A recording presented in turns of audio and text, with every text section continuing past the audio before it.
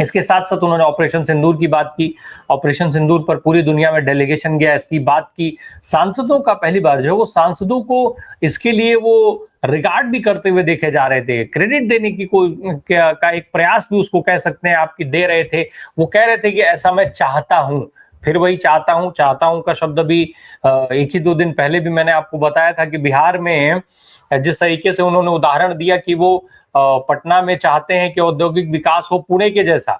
ये चाहने में उनको 11 साल लग गए, लेकिन अब करने में कितने साल लगेंगे इसका मालिक कोई नहीं है भाई। इसकी जानकारी हम पे तो नहीं है, किसी पे हो तो हमें बताइएगा।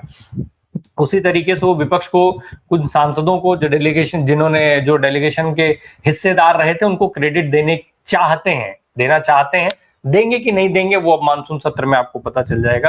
खैर, प्रधानमंत्री नरेंद्र मोदी ने जो कुछ कहा वहां ऑपरेशन सिंदूर पे मैं आपको वो सुनवाता हूं। राहुल गांधी ने जो कुछ कहा वो सुनवाता हूं। जेपी नड्डा साहब ने कहा वो सुनवाता हूं। अभी एक एक कर आपको कई सारी चीजें सुनाएंगे और चर्चा भी करेंगे।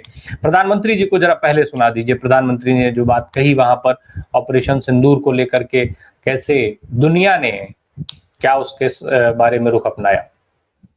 पहलगाम की क्रूर हत्या, अत्याचार, नरसंहार, पूरी दुनिया चौंक उठी थी। आतंकवादी और आतंकवादी के आके दुनिया का ध्यान उनकी तरफ केंद्रित हुआ था और उस समय दल हित छोड़ करके देश हित में हमारे ज्यादातर दलों के प्रतिनिधि, ज्यादातर राज्यों के प्रतिनिधि विश्व भ्रमण किया, दुनिया के अनेक देशों में गए और एक स्वर से दुनिया के सामने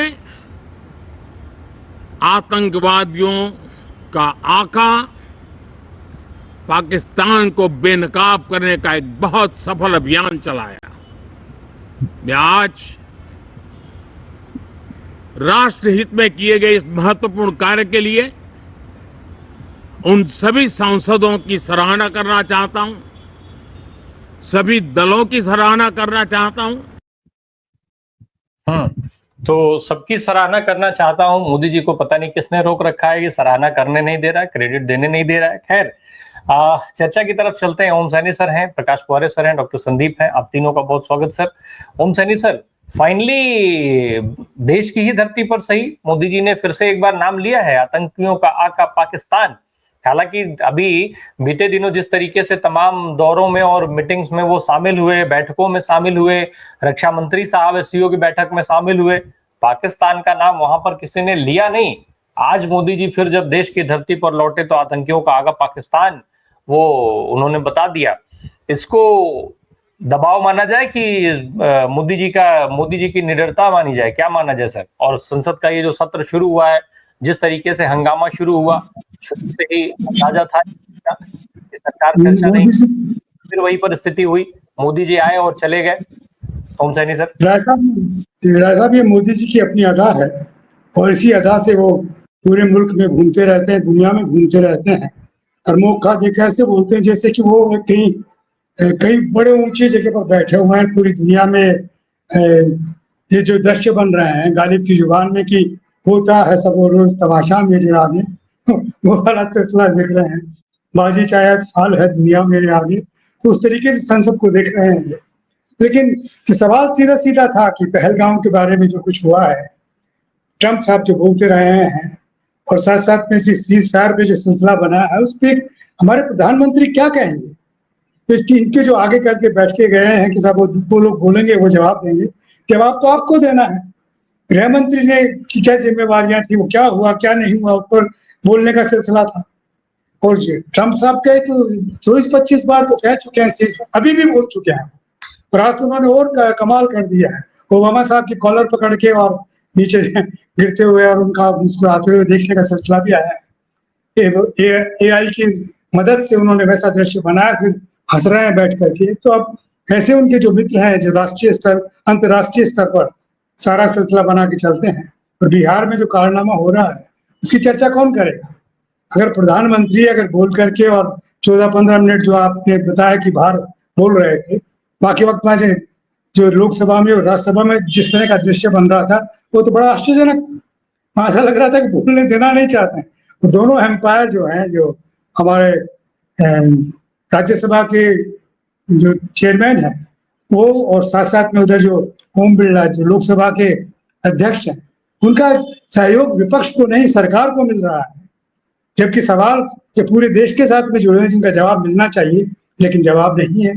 कोई एक अपना अंदाज है, मैं चाहता हूँ और बड़े आभारी हैं कि वो लोग जो गए थे दुनिया भर में सिंदूर उसको लेकर के और चर्चा करने के लिए, उन्होंने बड़ा सफलतापूर्वक काम किया और उसके लिए मिल गए हमारे शशि थरूर साहब जैसे। उन्होंने कहा कि देश हित के लिए हम सब कुछ छोड़ देंगे, सबसे आगे रहेंगे।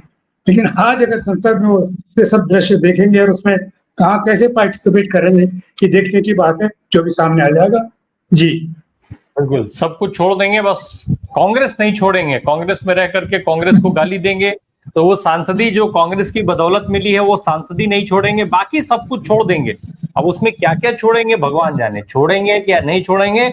बहुत सब आज की तारीख में जिस तरीके से एजेंसियां एक्टिव हैं, सबको पता है कि जो चाहा जाएगा, जो सरकार चाहेगी, वो इस तरीके के तमाम सांसद, तमाम नेता, तमाम विधायक, चुने हुए लोग वो बोलेंगे जो सरकार चाहेगी। उनकी मजबूरी है, उनके पास कोई विकल्प नहीं, कोई ऑप्शन नहीं है। बहुत कम लोग ऐसे हैं जो इन ऑप्शन से बचे हुए हैं। बहुत कम लोग हैं जिनके पास अभी भी रास्ता है कि वो ऐसे दबाव में बिखरने और टूटने की बजाय वो सामने से खड़े होकर के लड़ पा रहे हैं। ये बहुत कम अब ऐसे लोग बचे हुए हैं। अन्यथा की स्थिति में खैर छोड़ते हैं उस मुद्दे को, हमारा मुद्दा अलग है, क्योंकि वो लिस्ट बहुत लंबी है। अगर उस पर चर्चा होने लग जाएगी तो हमारा मुद्दा भटक जाएगा जरा। जिस तरीके से आज राहुल गांधी ने एक बार फिर से कहा, पहले विपक्ष की बात हो रही थी, विपक्ष सबको पता था, विपक्ष ने 8 मुद्दे तय कर रखे हैं, उन 8 बिंदुओं पर चर्चा की वो मांग करेंगे, ये तय था। राहुल गांधी का स्टेटमेंट सुन लीजिए जरा, सुनवा दीजिए राहुल गांधी का स्टेटमेंट।